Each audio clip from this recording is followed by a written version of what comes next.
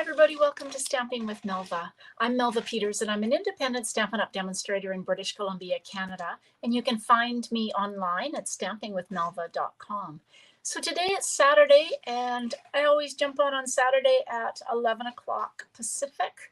11 o'clock Pacific, and make a project with you. And today I'm going to do a technique that I have never done before. So I'm going to admit that right up front.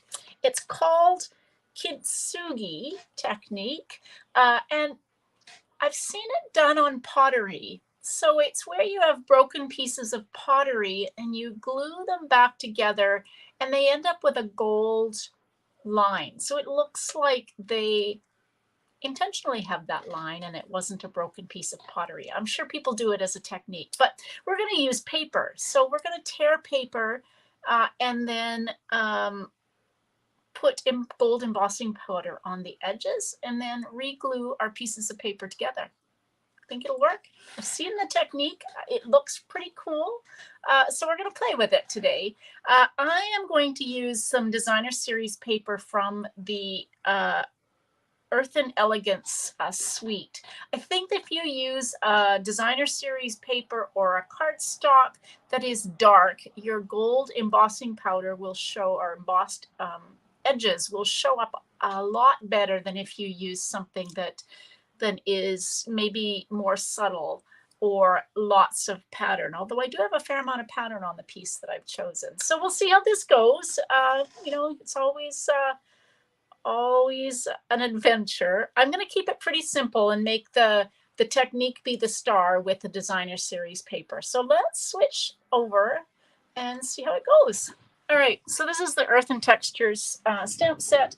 I am actually only going to use the thank you stamp from this. As I said, I'm using a piece of the paper from the Earth and Elegance suite. So this paper is got copper clay and then some other colors in it. It's the same side that has got the misty moonlight. Hello from Wisconsin. Okay, so let me bring in. So here's I'm only using the stamp set or the one image just to keep it kind of simple. And then I've got my gold embossing powder and Versamark. So we're going to do some, you definitely need this for the technique, and then I'm going to emboss the sentiment. Trying to find places to put these things. Okay, so here's my supplies. I've got a piece of early espresso. Oh, nice. Early espresso cardstock that is 4 1/4 by 11. And we're going to score it at 5 1/2.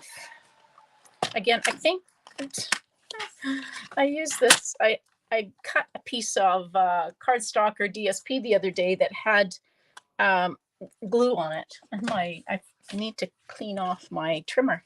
All right, so this is the score line. We're going to fold into the mountain or the raised line and give it a good burnish with your bone folder. Okay, so then just to add a little bit, so I've cut a piece of the distressed gold specialty paper. This is, did I cut this? Let's see. Yeah, 3 7/8 by 5 1/8. So it is just a touch smaller than you typically would, but my layer of cardstock I cut to be 3 3/4 by 5. So I'm just going to have just a peekaboo of the distressed gold behind it. Okay, so what you want to do, I'm not going to tear this into a ton of tiny pieces, but I'm going to just take and tear some sections off. So I'm going to tear down there. Kind of looks like it kind of fell on the floor and broke like pottery would. All right, I'm going to just do 3 pieces, 3 torn pieces. Now, what you want to do is take a Versamark and put Versamark on the edges of your Designer Series paper. We're going to do one at a time and then dip them in the gold embossing powder. I just want to make sure that I have enough. Now I keep my embossing powder in this plastic container. just because I make such a mess with it. So we're just going to use a spoon and then put the Versamark on. Just want to make sure I've got enough. Okay, I think that's enough. So we'll do this one first and see how it turns out. Got my heat tool. Apologies if this is loud. Oops. Run it on the highest setting. Hopefully you can still hear me. And you hold it on your embossing the powder until you start to see it go from the dull matte powder to a shiny glossy finish, which it's doing very quickly, which is kind of cool. Try not to burn your fingers like I'm doing here. Don't hold it on too long because the powder tends to kind of melt into the paper. Okay, so there, hey Peg, there is the first piece that we've got our gold embossed edge on. So now let's take this one. Again, you probably, if you're careful, can get a little thinner line of Versamark than I'm getting, but that's okay. All right, so there's the second one. Like I said, I think this technique is really simple. I'm not sure why I had never seen it before. Okay, I've got a really thin line of Versamark. Yeah, I've seen it in pottery, but like I said, I've never tried this. So, okay, so again, it's, I don't know whether it's the designer series paper that is,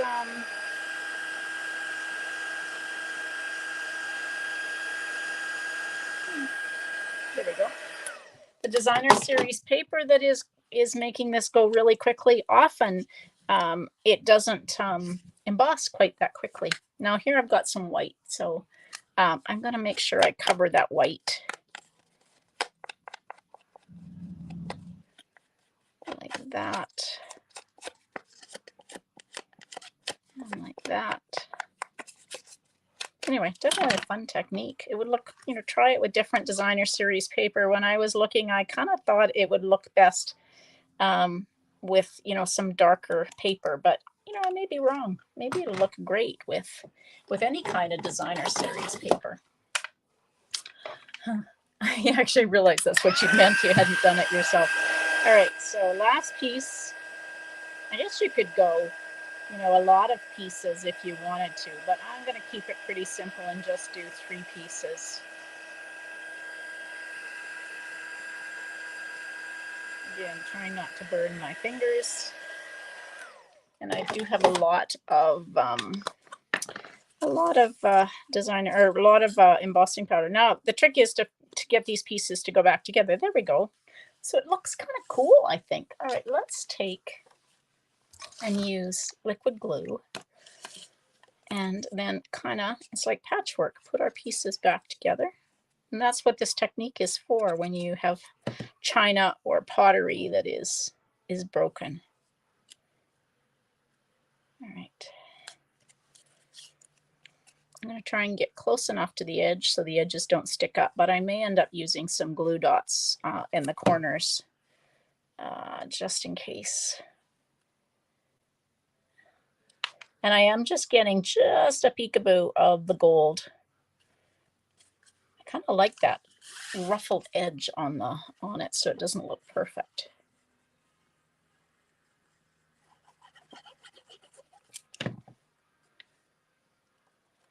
All right, so there's, that probably could tuck underneath there and not be quite so. So you can kind of overlap the pieces as you need to. I'm going to tuck that piece underneath there and tuck that piece.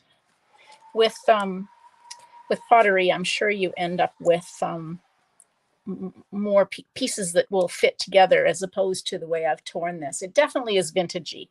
All right, that's kind of cool, isn't it? Look at that kind of shine.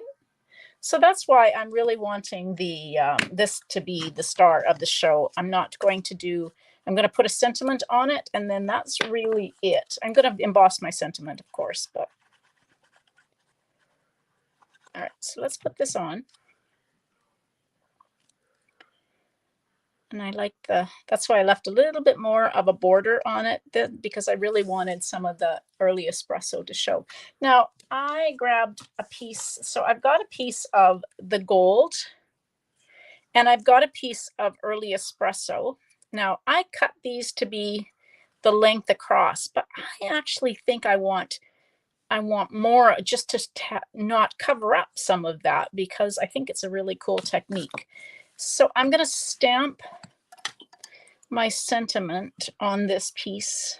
Hopefully I can get it straight. Just going to try and see if I can. I think that's pretty straight. There we go. Not too bad. All right, so where's my embossing powder? So I'm going to stick this in.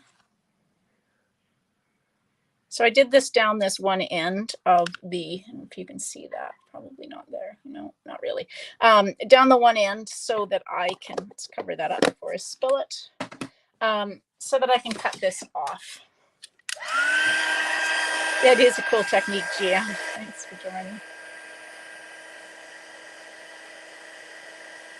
All right, so we'll do an embossed sentiment. There we go.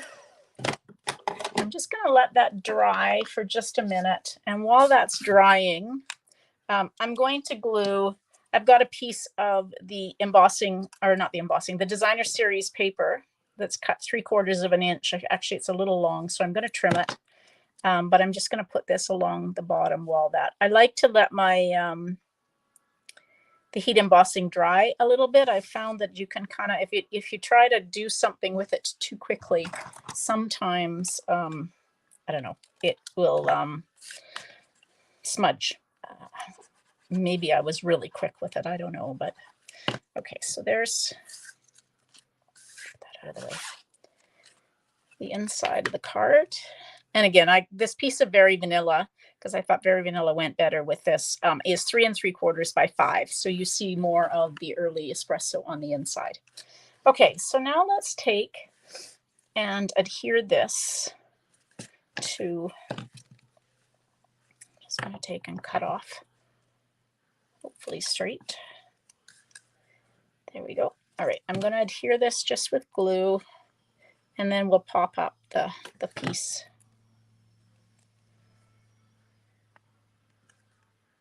Like that. Okay. I love this thank you that's in the, there we go. All right, so then let's use some dimensionals. Still got some bits on this piece.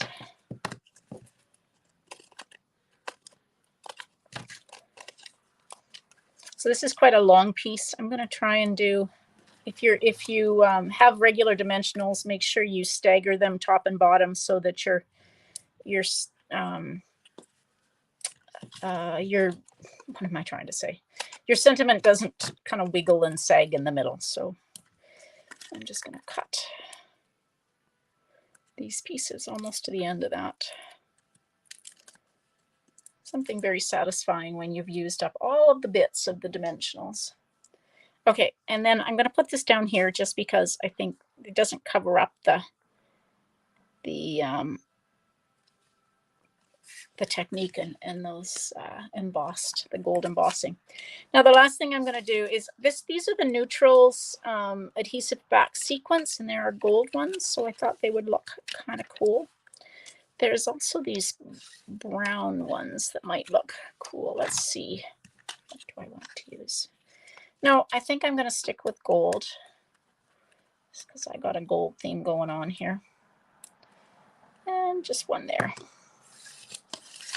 There. So like I said, I've never done this before, but it is a really easy technique. And I think, because I've got some quite thick lines here, so if you're a little more careful with the embossing or the Versamark than I was, but I did manage to overlap the paper a little bit to cover up. But I think it's really cool. I'm going to have to try that again. But there we go. That's called Kintsugi. definitely a Japanese technique. And if you look up Kintsugi, you'll see the technique that they use with pottery and glue. I don't know exactly how they do it, but I'm sure we could all make use of that, because we have pottery in China around that gets broken, but it's kind of a really cool technique. A friend of mine in Utah took a class quite a while ago where her and her husband actually did this technique with china or pottery, and it looked really cool. Intrigued me then, and it definitely has intrigued me now. So, all right, everybody, thanks for joining me today. Now, tomorrow I will be live. I'm going to be a little later than normal. Normally I jump on at 12 noon. It's going to be 1 o'clock. We have a team party. So about 2 or 3 times a year, the team gets together through Zoom because we're not all close by. And so we have a bit of a party, we play games, we may do a make and take, and it's just really an opportunity to have some fun together. And of course, there's prizes, because you can't have a party without prizes. So I'll be a little late tomorrow, but join me at 1 o'clock Pacific for another project. All right, everybody, thanks so much for joining me. Hope you have a great day. Happy stamping. Bye.